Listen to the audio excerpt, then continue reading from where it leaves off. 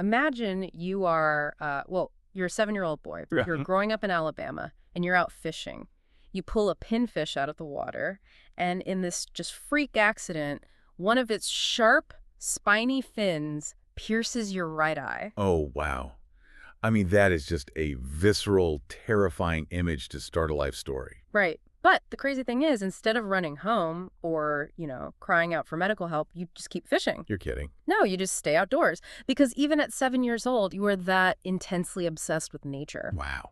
But months later, the pain doesn't go away. A massive cataract forms, and you are subjected to this terrifying, 19th century style surgery. To remove the lens of that eye. Exactly. They remove the lens, so you are left completely blind on the right side, permanently losing your stereoscopic depth perception. Which, if you think about it, that fundamentally changes how you interact with the physical world. I mean, observing birds or mammals, creatures that require depth perception to track at a distance, or up in the canopy, that becomes incredibly difficult. Yeah, but you still have this one good left eye, and it just so happens to have extraordinarily acute, 2010 vision. Oh, interesting. So you can't really look out, but you can look down, and you start focusing with this intense, singular precision on the little things, butterflies, flies, and eventually ants. You're seeing, the tiny hairs on their bodies? Yeah, the articulation of their microscopic legs. It's wild how a single traumatic physical limitation completely dictated the trajectory of an entire life. Because zooming in on those microscopic creatures inevitably forced him to zoom out. Right. And eventually to question the very nature of humanity itself. And that is exactly our mission for today's deep dive. We are exploring the life, the profound discoveries, and the really intense controversies of E.O. Wilson. Often called Darwin's heir. Yes, or the father of biodiversity. We're going to explore how his obsession with the microscopic world of insects completely revolutionized ecology, sparked these bitter and even physical battles over human free will, and culminated in a desperate visionary bid to save the planet.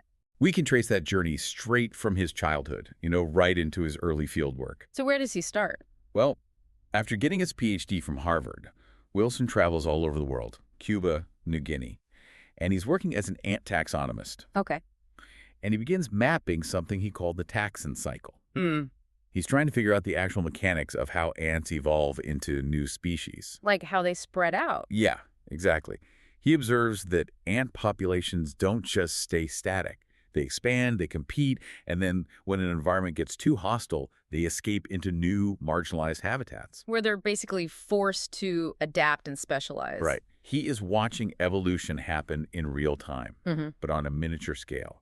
And he wants to understand not just how they move, but how they coordinate all this. Which leads to the pheromones, right? Yes. He starts working with a mathematician named William Bossert. They're trying to figure out how ants communicate. And they don't just classify insect pheromones, they actually figure out the chemical vocabulary. That is so cool, proving that ants are leaving specific chemical trails to food sources. Or releasing these really potent alarm scents when attacked. An ant doesn't, think about attacking an intruder. It's automatic. Right. A chemical hits its receptors, and the attack sequence is biologically triggered. Wow. Okay, so decoding that chemical language obviously lays the groundwork for understanding collective behavior. Definitely. But then Wilson scales up his ambitions in the 1960s. He partners with another mathematician and ecologist, Robert MacArthur, and they develop the theory of island biogeography. Which is huge. They wanted to create a mathematical formula that could predict exactly how many species would live on any given island. Okay, let's unpack this, because they figured out it really comes down to two main variables, right? Yeah, basically. How big the island is and how far away it is from the mainland. Right, so a big island close to the mainland gets a ton of species. A tiny island way out in the ocean gets very few. But to prove this math, Wilson doesn't just sit back and observe. He and a biologist named Daniel Simberloff designed this massive, honestly kind of extreme experiment down in the Florida Keys. Extreme is a good word for it. Yeah, they locate these tiny mangrove islets, and they literally hire exterminators to completely envelop the islands in giant fumigation tents. They gas the islands. Yes, they gas them to eradicate every single insect and spider. They wipe the slate completely clean. It's wild. They wanted to sit there and meticulously record how new species repopulated those islands from the mainland over the following years. Because they needed to see if the ecosystem would bounce back to the exact same equilibrium of species that they had calculated with their math. Right. It's the ultimate reset button analogy. Yeah, it's like wiping the server of a video game ecosystem just so you can reverse engineer the source code of nature. You just sit back and watch the system reboot. And the crazy part is, the system did exactly what their math predicted.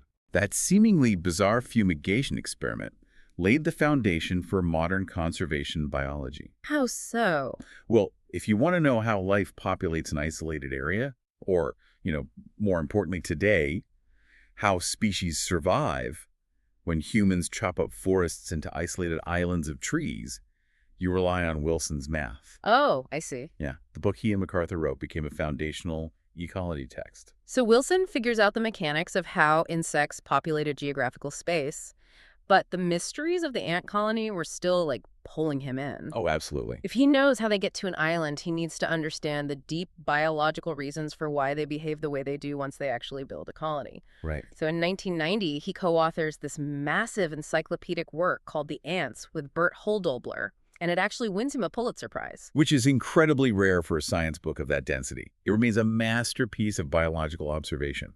It unpacks the concept of eusociality, which is the highest level of organization in animal sociology. Yeah. And it leads to one of Wilson's most provocative conclusions about how different species organize their labor. This brings us to the famous quote, you know the one. Oh, yeah. Wilson said, Karl Marx was right. Socialism works. It is just that he had the wrong species. It's such a brilliant, provocative way to illustrate a biological mechanism. It really is. He was pointing out a fundamental biological difference between ants and humans. Ants are eusocial, meaning they have sterile casts. Right. A worker ant literally lacks the biological machinery to reproduce on its own. It relies entirely on the queen to pass on the colony's genes. So for an ant, Darwinian fitness, the survival of the fittest does not mean looking out for number one. Not at all. Their genes are inextricably tied to the whole. An ant achieves its highest level of evolutionary success by sacrificing itself for the colony. Wow. If a worker ant dies defending the nest, it is protecting the queen who shares its exact genetic code. That is literally the only way its shared genetic line continues. Whereas humans, obviously, possess reproductive independence. Exactly. Our Darwinian fitness has always relied on individual survival and individual reproduction within our social groups. But, I have to push back on this insect-to-human comparison for a second, because this is where the philosophy gets a bit sticky. Okay, let's hear it. If ants are hardwired by their genetics to be cooperative cogs in a machine, what does that say about us? Our human choices, our culture, our laws, our altruism, are they actually conscious choices made by free agents? Or are we just running a more complex version of biological programming? And that question caused the biggest pivot in Wilson's career. He introduced a concept he called the genetic leash. The genetic leash. Yes.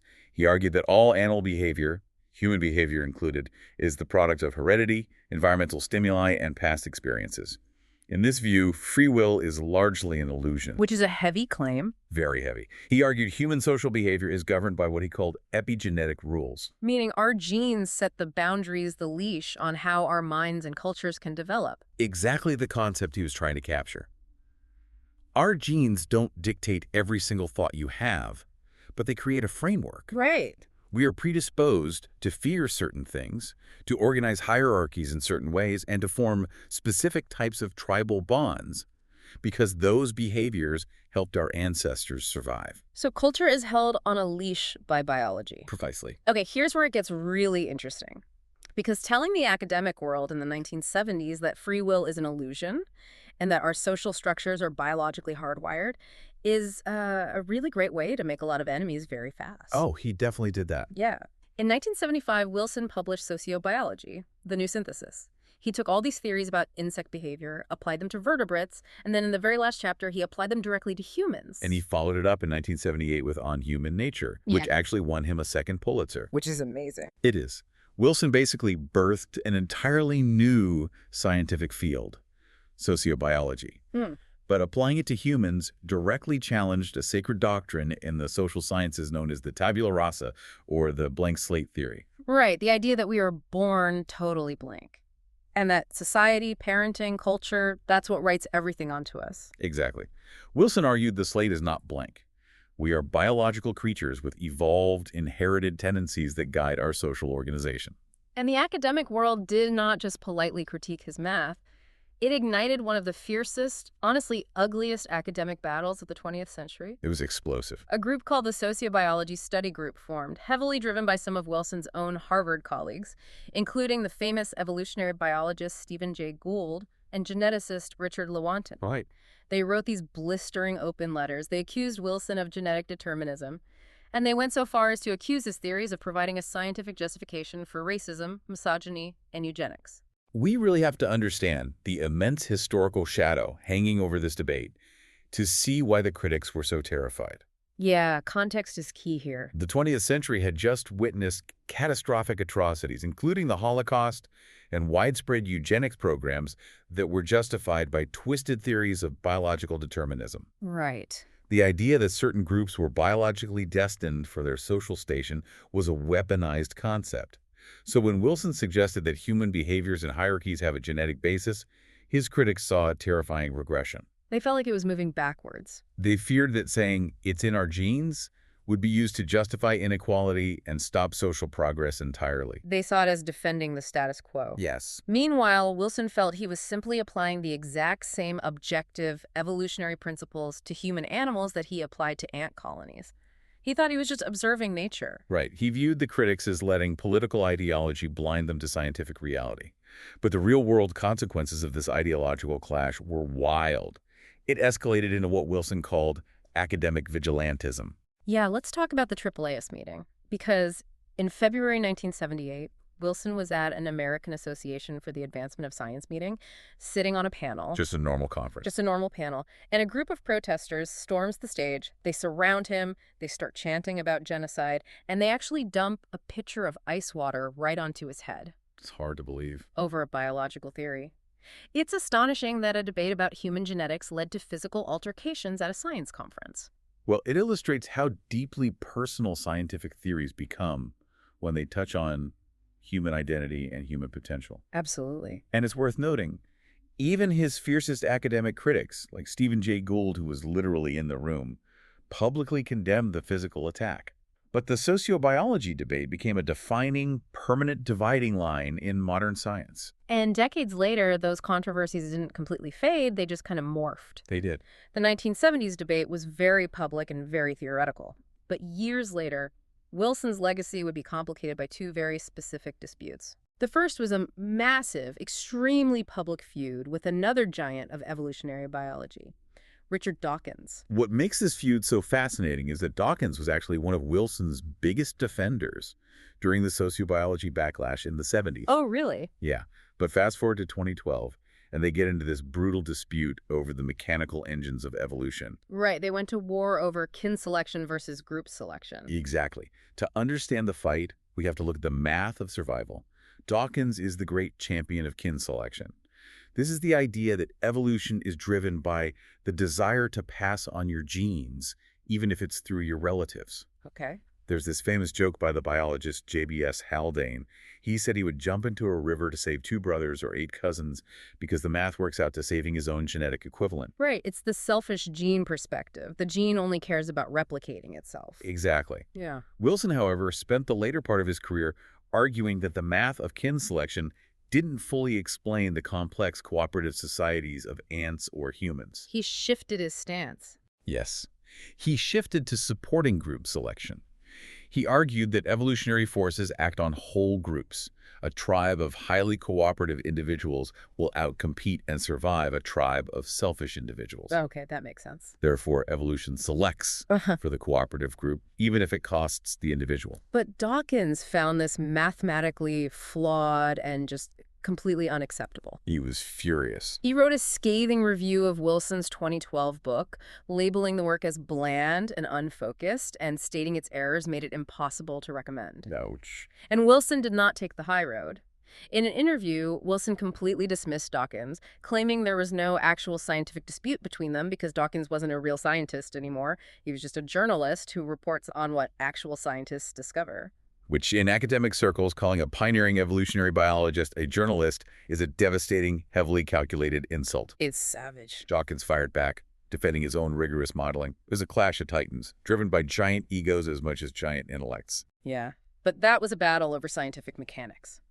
The second controversy surrounding Wilson is much darker, and it forces us into a deeply uncomfortable place. It does. After Wilson died, his personal letters were donated to the Library of Congress. And researchers digging through those archives discovered that in the late 1980s and early 90s, Wilson had been secretly supporting a psychologist named J. Philip Rushton. Rushton is a highly controversial figure. Right. His work on race and intelligence is widely regarded by the broader scientific community as deeply flawed pseudoscience. Yeah. It was built on the misrepresentation of data and profound confirmation bias, attempting to prove biological hierarchies between human races. Yet the private letters show Wilson defending Rushton to colleagues. He sponsored an article for Rushton in the prestigious journal PNAS, and he didn't just sponsor it.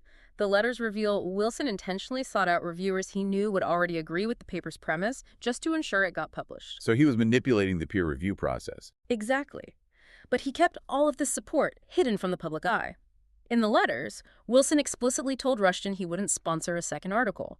Why? Because Wilson feared being labeled a racist, which he described in the letters as virtually a death sentence in American academia. This forces a rigorous application of critical thinking. We are confronted with a brilliant mind who revolutionized our understanding of biodiversity, but who covertly utilized his immense academic power to support ideologies the scientific community views as fundamentally unscientific and racially prejudiced. Right. Science relies on transparency, rigorous debate, and unbiased methodology. By hiding his support and manipulating peer review, Wilson violated those principles. So what does this all mean for you listening? Like, how do we reconcile the father of biodiversity with a man operating the muddiest waters of academic tribalism? It requires holding two conflicting truths at once. The scientific community overwhelmingly rejected Rushton's work because it lacked rigor. And even the E.O. Wilson Biodiversity Foundation, an organization carrying his very name, issued a formal statement after his death, explicitly rejecting his support of Rushton and rejecting all forms of racism. That's a huge step. It is.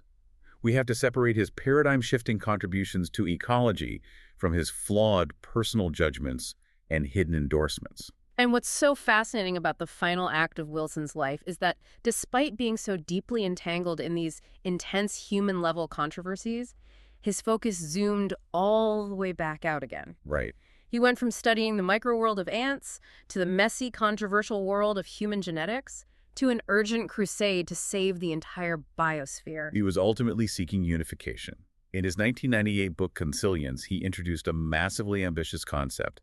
He argued that all human knowledge is unified, and he wanted to synthesize the natural sciences with the humanities. Like, he believed that things we consider purely cultural or artistic could actually be studied using the scientific methods of biology. Exactly.